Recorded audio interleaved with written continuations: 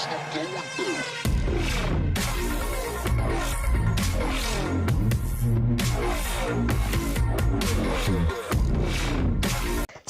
مرحبا بكم معايا في فيديو جديد. ان شاء الله الفيديو تاع اليوم راح يكون على لي زانكس امبريونير. رايحين نشوف فيهم لو بلاسينتا، لا كافيتي امنيوتيك، la vésicule vétérine et le cordon ombilical.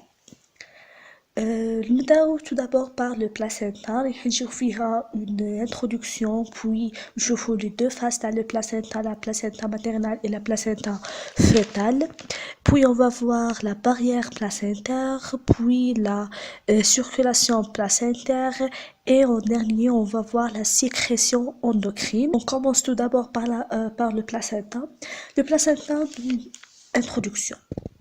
Le trophoblast avec l'endomètre maternel forme une structure qui permet à l'embryon puis au fœtus de se développer au cours de la gestation appelée placenta. Le placenta est de type villeux hémocorial, c'est le lieu des échanges entre le sang maternel et le sang fœtal qui anatomiquement restent séparés. En plus de son rôle dans la nutrition, elle a un rôle dans l'excrétion et la respiration à travers une barrière placentaire. Le placenta est une glande endocrine.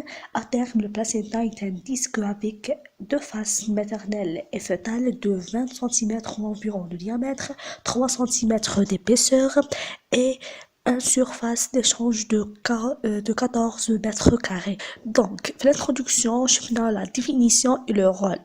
Donc, en résumé, c'est quoi le placenta? Le placenta, c'est le trophoblast plus l'endomètre.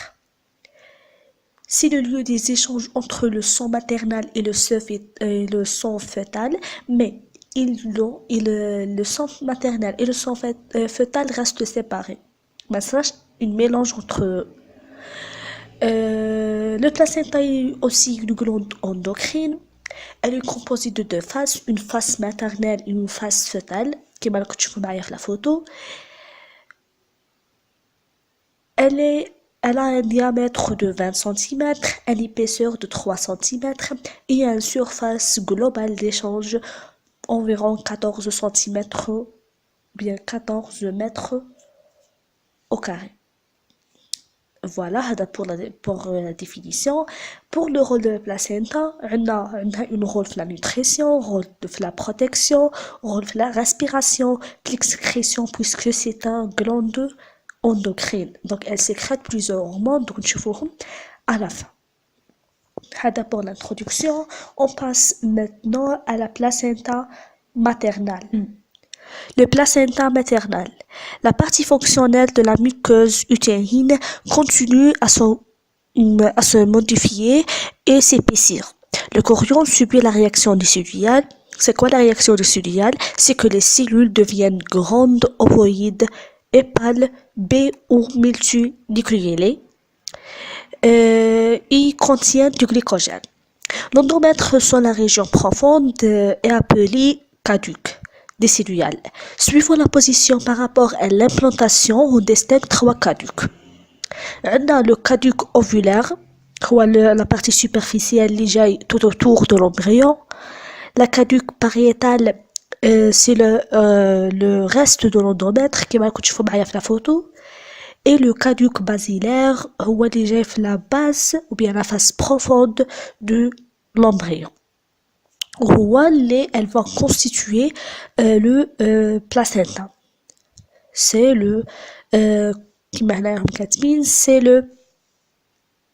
C'est la composante maternelle du placenta.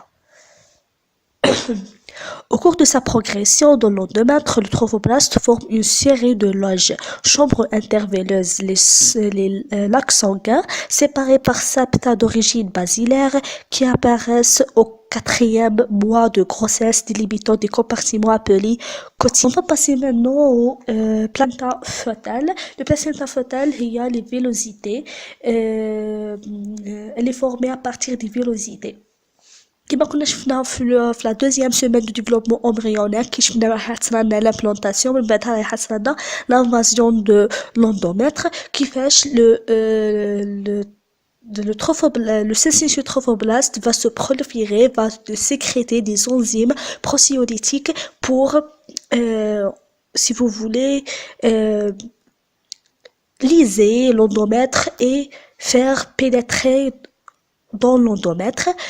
Ce syncytium trophoblaste va continuer à se multiplier jusqu'à atteindre les vaisseaux sanguins maternels. Dans ce cas-là, va éroser aussi les vaisseaux, donc vont constituer des lacunes sanguines.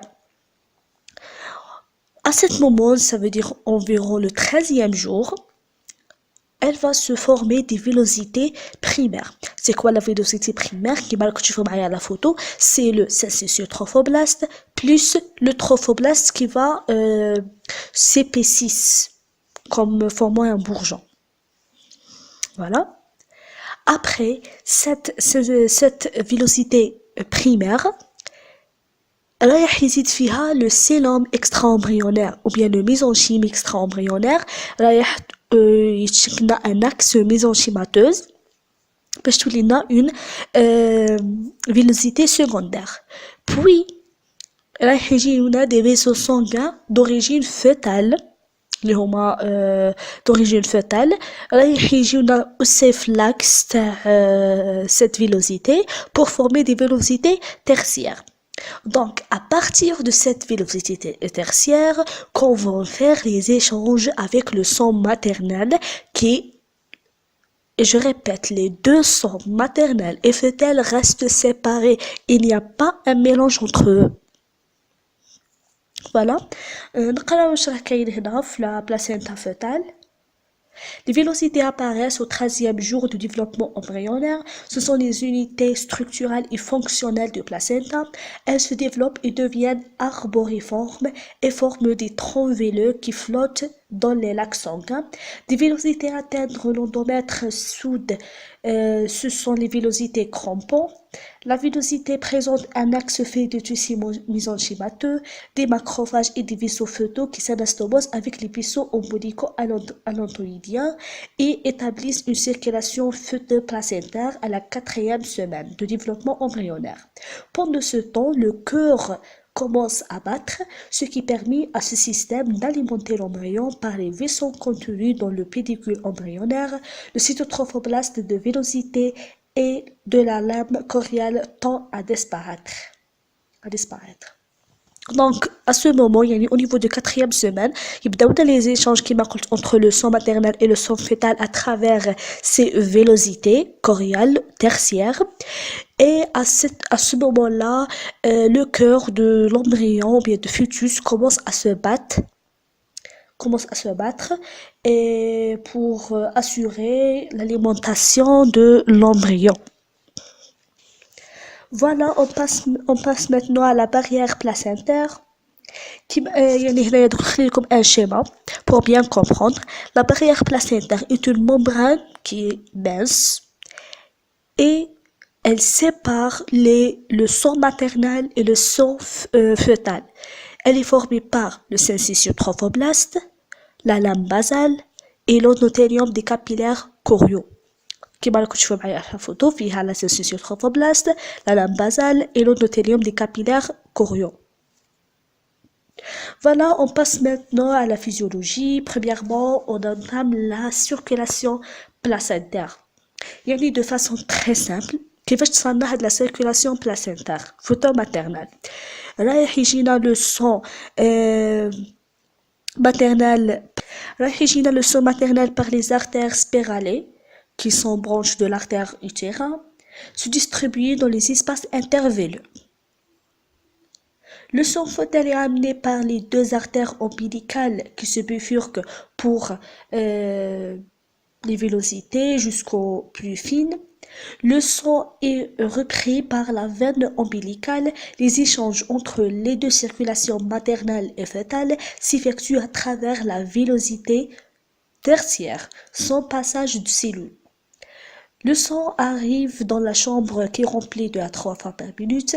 Ces échanges se font par diffusion, transport facilité, transport actif et endocétose. Normalement, ces types de transport ou bien ces types d'échanges, comme je fais souvent au module de cytologie, parce que veut dire la diffusion, la transport facilité, la transport actif et l'onocytose. Donc, c'est pas la peine de les reprendre. Voilà. Les échanges entre les deux sons concernent l'oxygène, le CO2, l'eau, les électrolytes, le glucose, les acides aminés, les immunoglobulines de type G et certains virus et aussi certains médicaments. C'est pour cela que la femme enceinte, يعني, il faut qu'il y ait certains médicaments اللي ما لازمش la femme enceinte تكونسوميهم sinon رايح يديروا des dangers, يكونوا dangers pour le fœtus. Voilà. Voilà هذا pour la circulation placentaire. On passe maintenant à la sécrétion endocrine. كما قلنا في l'introduction que le placenta est une glande endocrine. Glande endocrine, ça veut dire qu'elle sécrète des hormones. La fonction endocrine est essentiellement assurée par le cestus trophoblaste, qui sécrète des hormones stéroïdes et des polypeptides.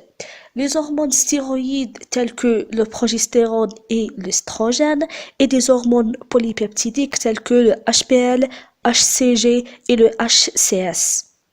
On commence tout d'abord par le HPL. Le HPL, c'est l'hormone lactogène placentaire. L'hormone lactogène placentaire. L'hormone de HCS, c'est l'hormone chorionique somatotrope. Elle assure la préparation des glandes mammaires pour la lactation. HCG, c'est l'hormone chorionique gonadotrope qui assure la transformation du corps jaune cyclique en corps jaune gravidique. C'est pour les hormones polypeptidiques. Pour les hormones stéroïdes, on a le progestérone qui a un rôle très important pour le maintien de la grossesse, et aussi on a les oestrogènes et aussi un rôle pour le maintien de grossesse et la préparation des glandes mammaires. Voilà, c'est tout pour le placenta. L'abiotique, on a une définition, la composition et le rôle. La définition, la cavité amniotique est recouverte de l'amnios. Elle apparaît à la deuxième semaine de développement embryonnaire en contact des dipiplastes. Elle continue sa croissance et refoule le cellome extra-embryonnaire qui finit par disparaître. À partir de la 8e semaine de développement embryonnaire, elle s'accole au chorion puis à la caduque, c'est la poche des os. Petite strictement dorsale, la cavité amniotique s'agrandit durant la phase de délimitation, la 4e semaine, et vient s'enrouler autour de l'embryon, ne laisse passer qu'une petite place ventrale pour le vésicule vitelline pour occuper tout l'espace utérin. Donc, une simple définition, la cavité amniotique, c'est la poche d'eau. Elle apparaît vers la deuxième semaine de développement embryonnaire. Elle entoure l'embryon. S'agrandit autour, bien durant la délimitation. Elle s'agrandit durant la délimitation. La 4e semaine. شوفوا هنايا تاني elle est complètement dorsale. يعني في l'orientation تاع l'embryon جاية في la partie dorsale postérieure. Composition. C'est le liquide amniotique. Le liquide amniotique contenu de la cavité amniotique est complexe et varie au cours de la grossesse. Il compte 20 ml vers la 7e semaine, 800 ml à terme, à la fin de la grossesse. L'eau représente 96,4%, elle est à 96,4% d'eau. Les autres composants trouvent du glucose, des lipides, des protéines à activité bactéricide. Activité bactéricide veut dire tuer les bactéries.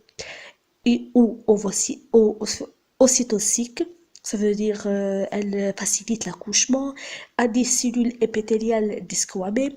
Les cellules épithéliales desquamées, elles vont permettre l'étude précoce du karyotype fœtal après amniosynthèse. يعني كاين avant le 4e mois, ما نقدرش نعرفوا le sexe, est-ce qu'elle est féminin ou masculin.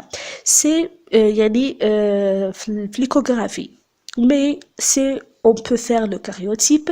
نقدروا نعرفوا est-ce que le sexe XX ça veut dire féminin ou bien XY ça veut dire masculin. Donc كيفاش نديروا هاد le cariotype رايحين نديروا la myosynthèse.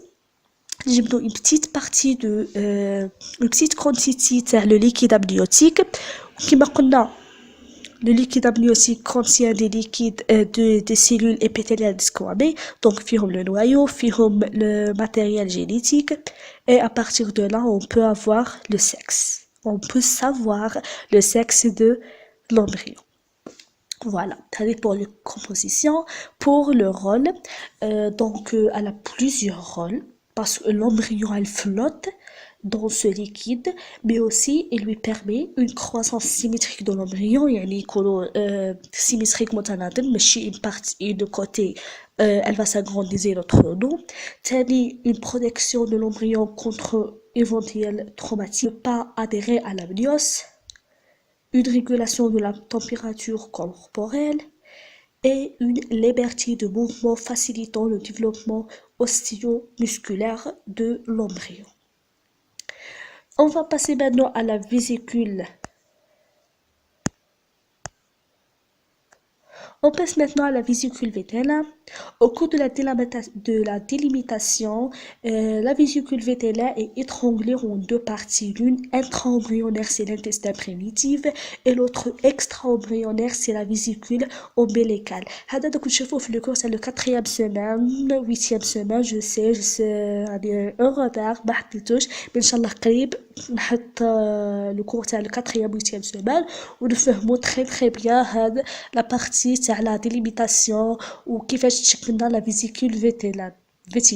يعني à cause de l'agrandissement de la cavité amniotique, l'embryon elle va s'enrouler sur lui-même selon deux axes céphalo-caudal et dorso-ventral pour رايحة تشكلنا. La vésicule véténale est étranglée en deux parties. وحدة تقعد intra-embryonnaire c'est l'intestin primitif, l'autre تكون extra-embryonnaire c'est la vésicule véténale, ou la zone اللي تبقى بيناتهم la zone de jonction c'est le canal vétéline. Le pédicule embryonnaire contient l'allantoïde et des vaisseaux, ça veut dire deux artères et un veine, donc tu vois le district de Belberdo, passe d'une position caudale à une position franchement ventrale, se rapproche au pédicule véténal, forme le canal véténal entouré de mésenchymes et des vaisseaux.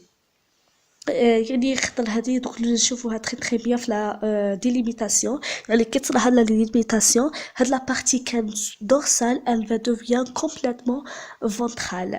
دونك راهي حصلنا رابروشمون مع l'allantoïde مع لا مع البيديكول فيتيلا اكسيتيرا. Ok. Nous maintenant le cordon ombilical. Maintenant au cordon ombilical. Par suite de l'applicature céphalo-caudale de l'embryon, la jonction entre l'amnios et l'épiblaste devient ventrale avec une forme ovoïde et constitue l'anneau ombilical primitif qui m'a le la photo. Après l'applicature. Celui-ci livre au passage au pédicule embryonnaire et au pédicule véténal. L'agrandissement de la cavité amniotique englobe les deux pédicules qui forment le cordon ombilical primitif. Il y a les deux pédicules ombilical et véténal. Vers la fin de la 3e mois de développement, l'allantoïde, le canal véténal et les vaisseaux véténaux s'oblitèrent pour ne persister que des vaisseaux dans le cordon ombilical.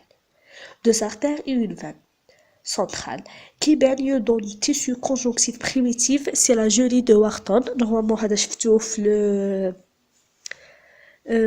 l'histologie, les particularités تاع le tissu cas particulier le tissu conjonctif.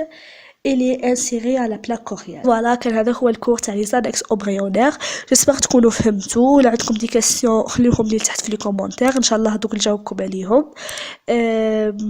نبقى لي غير نقول لكم تهلاو في رواحكم ونتلاقاو في فيديو جديد ان شاء الله. سلام.